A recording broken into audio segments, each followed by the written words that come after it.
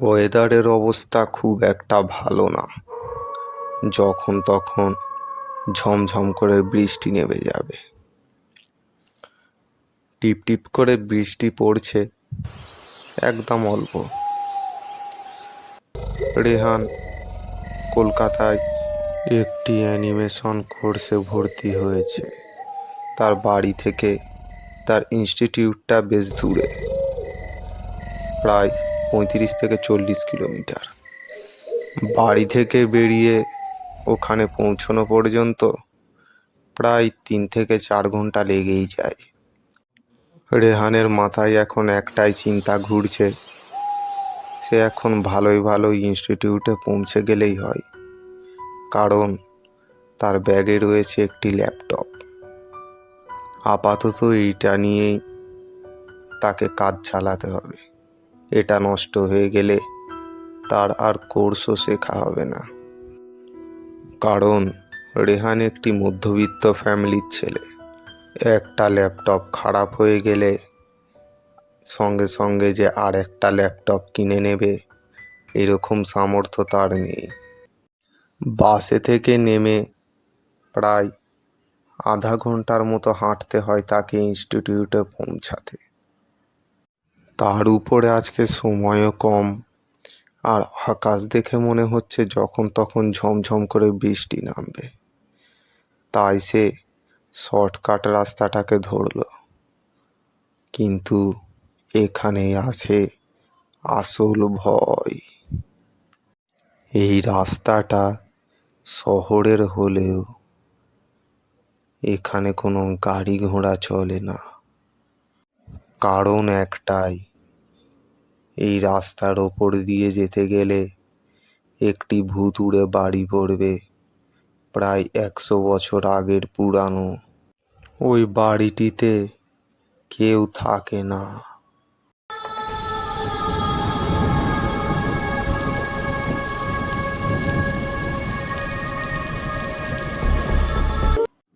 এমন সময় ঝমঝম করে বৃষ্টি নামে। তার ব্যাগে যেই ল্যাপটপটি রয়েছে, বৃষ্টিতে ভিজলে সেটা খারাপ হয়ে যাবে। আশেপাশে যত দূর দেখা যায় কোনো জায়গায় ছাউনি নেই।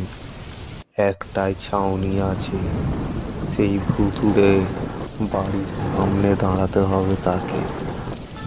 সে আর কোনো কিছু চিন্তা না করে তাড়াতাড়ি পা চালিয়ে সোজা ভুতুড়ে বাড়িটির দিকে এগিয়ে যায়।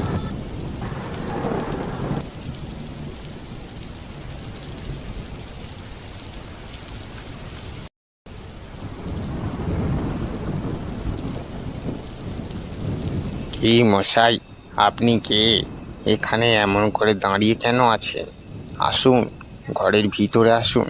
বাইরে এরকম করে দাঁড়িয়ে থাকলে ভিজে যাবেন যে। না না, এখানে আমি ঠিকই আছি। এই তো এক্ষুনি বৃষ্টি থেমে যাবে। থেমে গেলেই আমি চলে যাব। এমনিতেও আমার ক্লাস আছে, দেরি হয়ে যাচ্ছে। আরে বৃষ্টি যতক্ষণ না কমছে আপনি আমার বাড়িতে থাকুন না। বৃষ্টি কমলে না হলে যাবেন ক্ষণে। আসুন আসুন, ভিজে যাবেন, বেশি দাঁড়াবেন না বাইরে।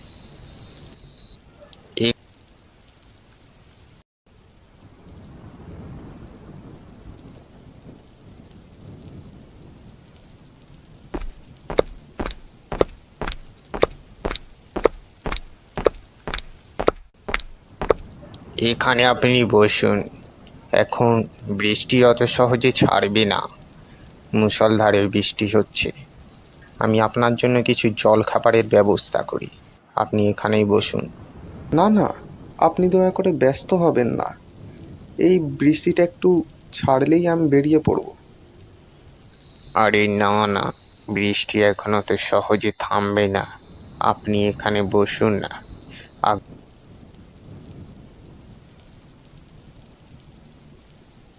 এই বলে ভদ্রলোকটি রুম থেকে বাইরে বেরিয়ে যায়।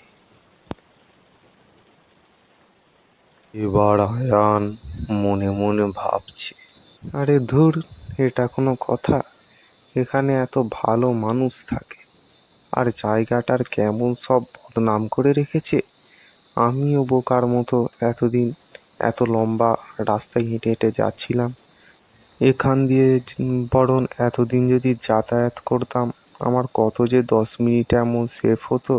ইস, খামোকাই এতদিন আমি ওই অত পথ ঘুরে ঘুরে আধা ঘন্টা রাস্তা ধরে যাতায়াত করতাম।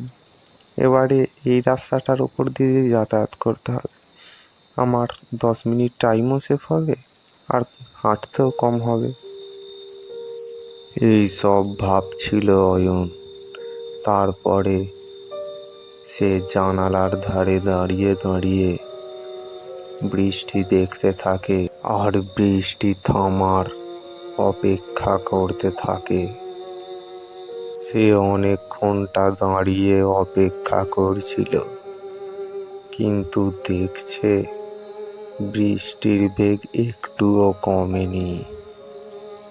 এমন সময় আয়ানের জল পিপাসা পায়। সে ভাবছে যে সে কি যাবে জল চাইতে, নাকি লোকটা তো বলে গেল জল খাবারের ব্যবস্থা করছে। তবে অনেকক্ষণটা হয়ে গিয়েছে, সেই ভদ্রলোকের কোনো পাত্তা নেই। সে মনে মনে ভাবল, একটু জল তো চাওয়াই যায়। এই ভেবে সে ঘরের বাইরে দিকে হেঁটে বেরিয়ে গেল।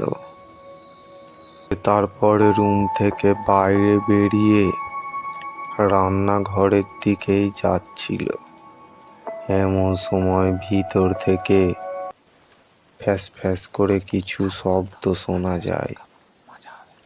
সে ভাবল, একটু উঁকি মেরে দেখা যাক যে ভেতরে কি চলছে।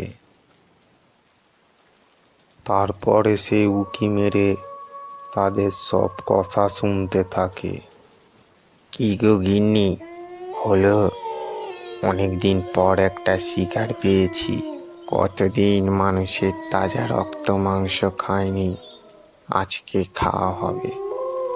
চলো চলো, তাড়াতাড়ি নাও, ছুরিটাই ধার দাও দেখি, বেটাকে আবার কাটতে হবে যে।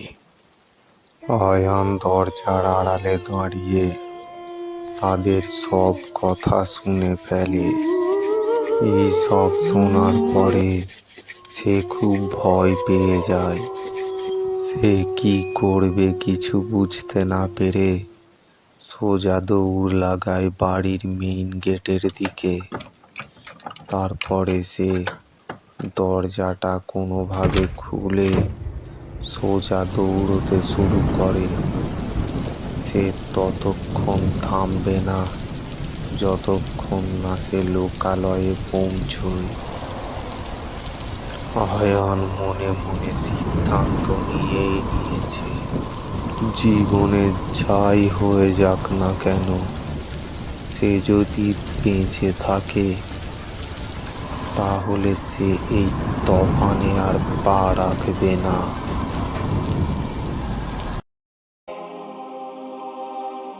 বন্ধুরা, কেমন লাগলো আমাদের এই হরর টুনসের গল্পের পরিবেশনাটি?